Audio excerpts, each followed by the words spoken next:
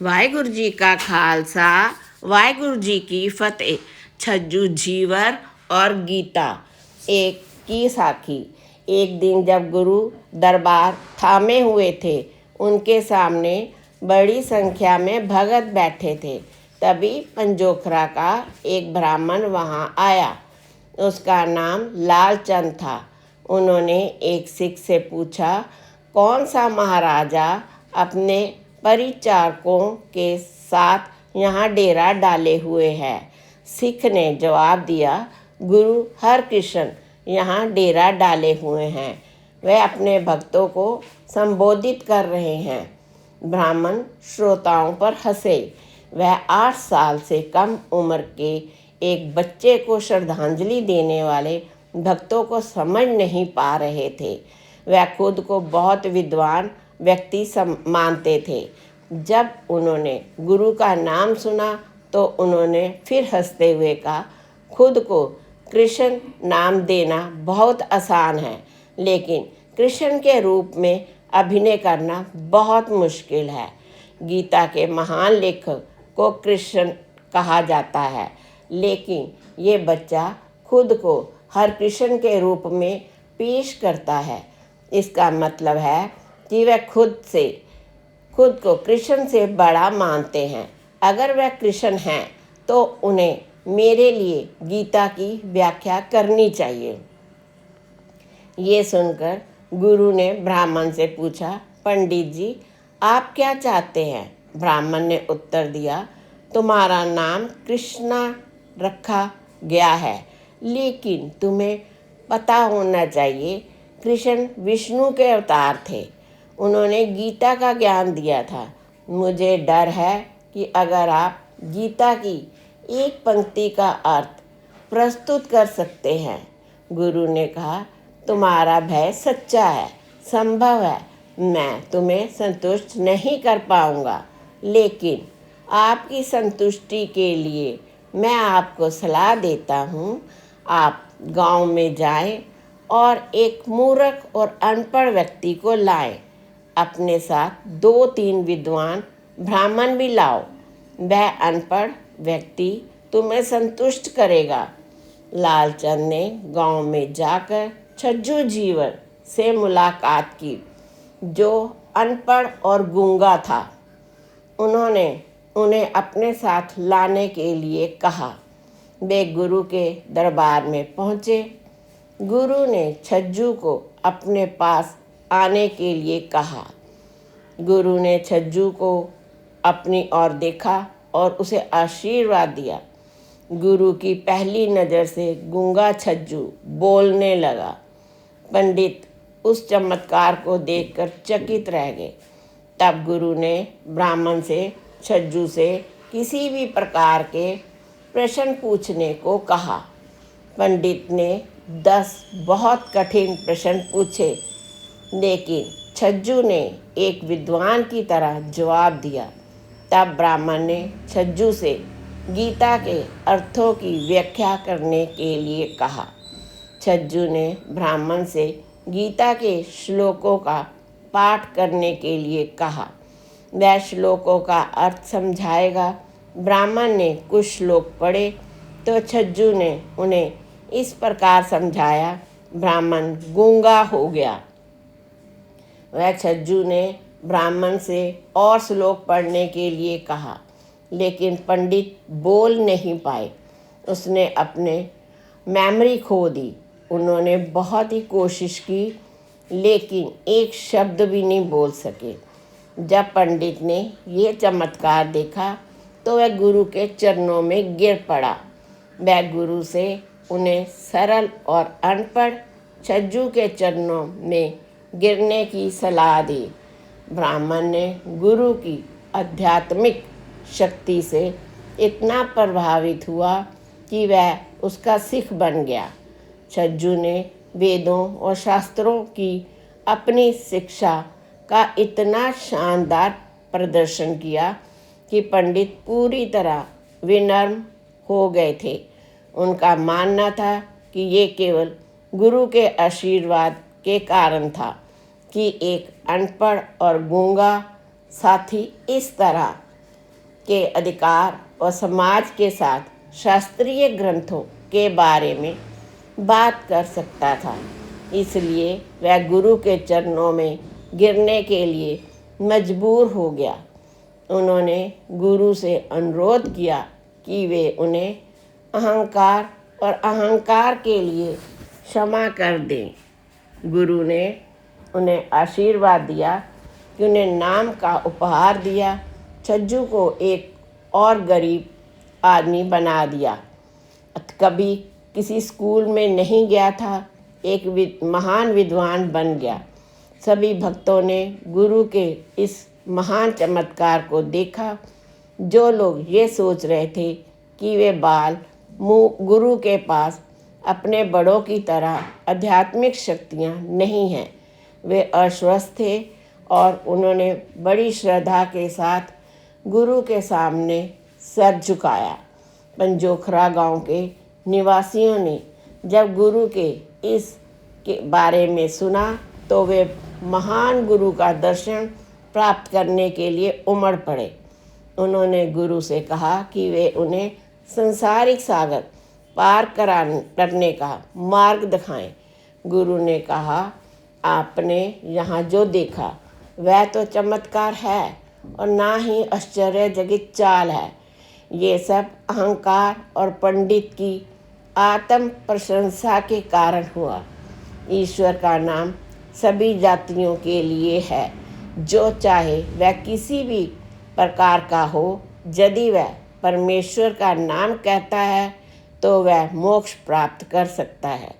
जो लोग उसकी कृपा से उसे अपने दिलों में संजोते हैं, जहाँ तक कि मूर्ख भी, अनपढ़ लोग, गूंगे बहरे मुक्ति प्राप्त करते हैं और संसारिक सागर को तैर कर पार करते हैं। ब्राह्मणों के घर में जन्म लेने से मात्र मनुष्य पंडित नहीं बन जाता।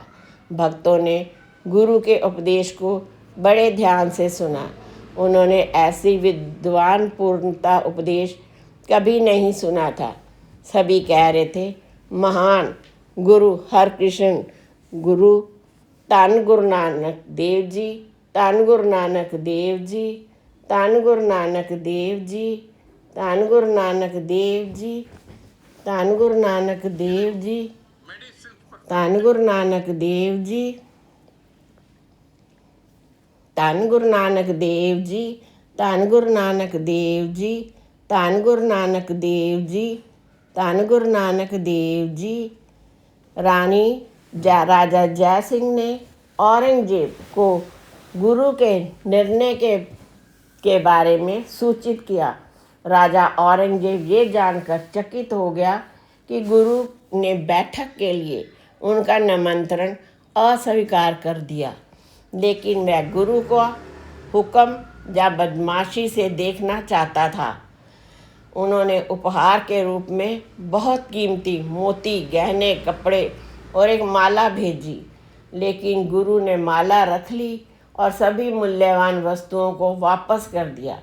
जब राजा औरंगजेब ने सभी मूल्यवान उपहारों को वापसी देखी तो उसे विश्वास हो गया कि गुरु को संसारिक वस्तुओं से कोई भूख नहीं है। उन्हें आश्वासन दिया गया था कि गुरुत्व के बिना बाबा राम राय ऐसी आध्यात्मिक शक्ति को धारण कर सकते हैं तो गुरु हरकृष्ण उस क्षेत्र में अधिक शक्तिशाली होंगे। वह अपनी चमत्कारी घटनाओं को देखना चाहता था। उन्होंने गुरु से मिलने के लिए फकीर के भेष में जाने की योजना बनाई। उन्होंने सोचा कि अगर गुरु उन्हें पहचानने में असमर्थ होंगे तो वह अपने शिष्यों को गुमराह कर सकते हैं और उनके पास कोई आध्यात्मिक शक्ति नहीं है। ये दोहरे उद्देश्य की पूर्ति करेगा। गुरु ने उन्हें ना देखने का संकल्प भी टूट जाएगा। लेकिन गुरु के दर्शन करने जाने से पहले वह उनकी परीक्षा लेना चाहते थे। उन्होंने राजा जय सिंह को भेजा। उन्होंने उनसे कहा कि वह युवा गुरु की अंतर्दृष्टि का परीक्षण करना चाहते हैं। राजा औरंगजेब ने कहा कि तुम्हें अपनी पत्नी को दासी के रूप में कपड़े पहनने चाहिए और आपकी एक नौकरानी नौकर की रानी के रूप में कपड़े पहनने चाहिए। यदि गुरु आपकी पत्नी को पहचानते हैं तो मुझे विश्वास हो जाएगा कि उनके पास आध्यात्मिक शक्तियां हैं। राजा जयसिंह नाटक की व्यवस्था करने के लिए सहमत हो गए। वह अपने घर आया और अपनी रानी को अपनी योजना के बारे में बताया, लेकिन रानी ने ऐसा करने से इनकार कर दिया। जब राजा जयसिंह ने उसे बताया कि वह राजा का आदेश है तो वह पालन करने के लिए सहमत हो गई। उसने खुद को नौकर के रूप में तैयार किया। नौकरानी नौकर में से एक बहुत कीमती कपड़े और गहने पहने हुए थे। जब राजा जयसिंह संतुष्ट हुए तो वह गुरु से मिलने गए। मिलने पर उसने कहा, मेरे प्रभु, मेरी रानी आपको देखने के लिए बहुत उत्सुक है। कृपया हमारे महल में आए ताकि मेरी रानी और उनके नौकरों को आपकी एक झलक मिल सके। वे सभी आपका इंतज़ार कर रहे हैं। गुरु के साथ चलने के लिए तैयार हो गए।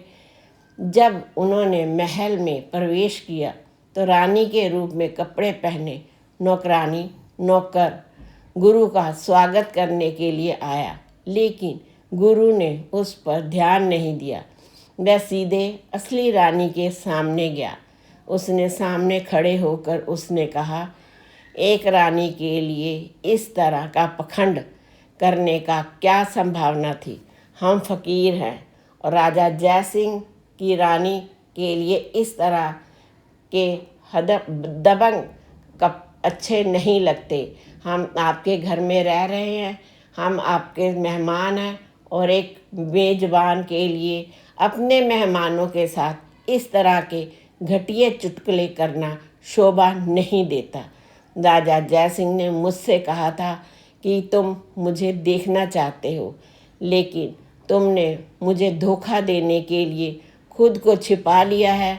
मैं परमेश्वर के आदमी के साथ आपके व्यवहार से खुश नहीं हूँ। राजा के गुरु के वचन सुनकर रानी हक्का बक्का रह गई। वह इतना घबरा गई कि बात के कर ही नहीं पा रही थी। तब वह गुरु के चरणों में गिरकर रोने लगी। जब गुरु ने उसे सांत्वना दी, उसने उसे गले लगा लिया और उसे अपनी गोद में बिठा लिया। आंखों में आंसू लिए उसने कहा, मेरे प्रभु, मैंने बहुत बड़ी गलती की है। कृपया मुझे माफ़ कर दीजिए। मुझे नहीं पता था कि तुम असली कृष्ण हो। मुझे आपकी दृष्टि से विशेष अधिकार प्राप्त हुआ है। मेरी सभी महत्वाकांक्षाएं पूरी हो गई हैं। राजा जयसिंह और अन्य नौकर इस चमत्कार को देखकर चकित थे। राजा जयसिंह ने इस पर शर्मिंदा और दुर्व्यवहार पर शर्मिंदा महसूस कर रहे थे। वह भी गुरु के चरणों में गिर पड़े और उसे क्षमा याचना का अनुरोध किया। उसने उससे कहा, रानी का कोई दोष नहीं है। उसने स्वयं राजा औरंगजेब के आदेश पर इस तरह की व्यवस्था की थी। गुरु ने उन्हें आशीर्वाद दिया और सभी सिंह गुरु की स्तुति करने लगे। राजा जयसिंह को विश्वास हो गया, गुरु ईश्वर का अवतार है। वह निडर है और मुक्त था। उसे राजा की कोई परवाह नहीं थी। वाहिगुरु जी का खालसा, वाहिगुरु जी की